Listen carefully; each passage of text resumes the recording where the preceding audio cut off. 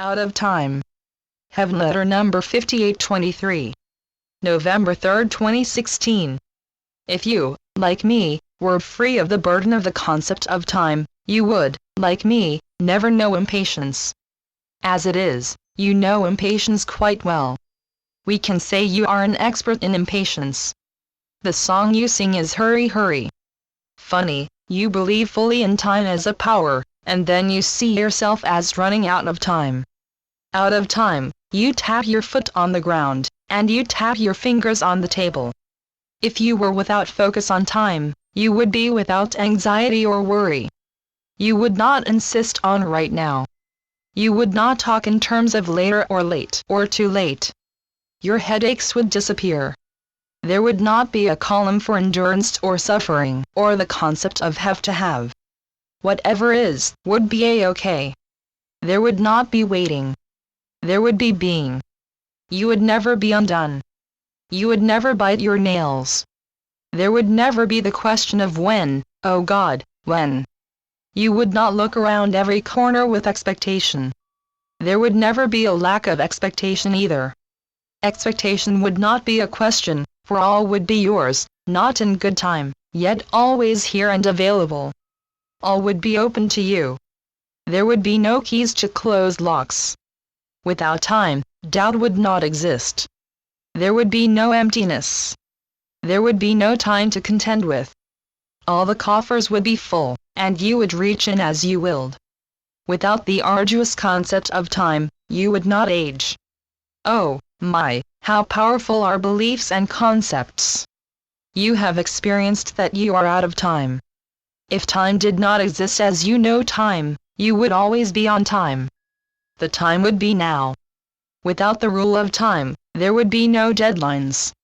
There would be no out of breath. Without time, what possible lack could there be? Where would illness lurk? Without the concept of time, time would not march on. In timelessness, where would due dates exist? How could you be late or early? There would be no waiting or yearning or loss. Yes, how could loss exist? Time does not truly exist any more than death does. Both fictitious. If there were no barrage of time and clocks to tick, how could there be whys and wherefores? Without time, there would be no where. There could be no when. Could there be whats? Could there be counting? If I am counting correctly, there could only be being. Your being. And being is the whole story. There would not be culminations. There would not be mistakes. There could not be disappointments. Disasters could not exist, nor pain, nor guilt, nor destruction, nor fear, nor danger, nor havoc, nor hiding, nor secrets, nor stress. It is time that allows fear, predicaments, and all that which you would avoid if you knew how. Yet, despite it all, you would rue the loss of some of time's wares, for, without time, there would be no museums. There would be no history and so forth. I do not make a case for time. I do point out that time has become a precious commodity. It is not that the invention of time is opposed to God. It's just that time has a way of covering me up. Time makes smoke screens. If, in the concept of time, where did truly exist, it could be said that time places curtains and veils over God's glory. Even so, in the world of time and passage, I am still known. I am not all hidden. I am not a total secret.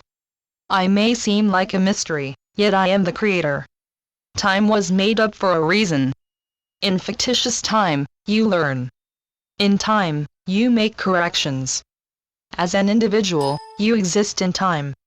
Of course, you are used to time, and time plays its role, false as it may be. Time sure has an influence, yet time is not God.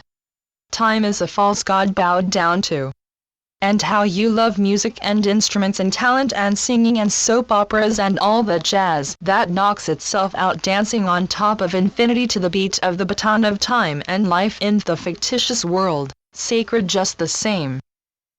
Channeled by Gloria Wendroff. Heavenletters.org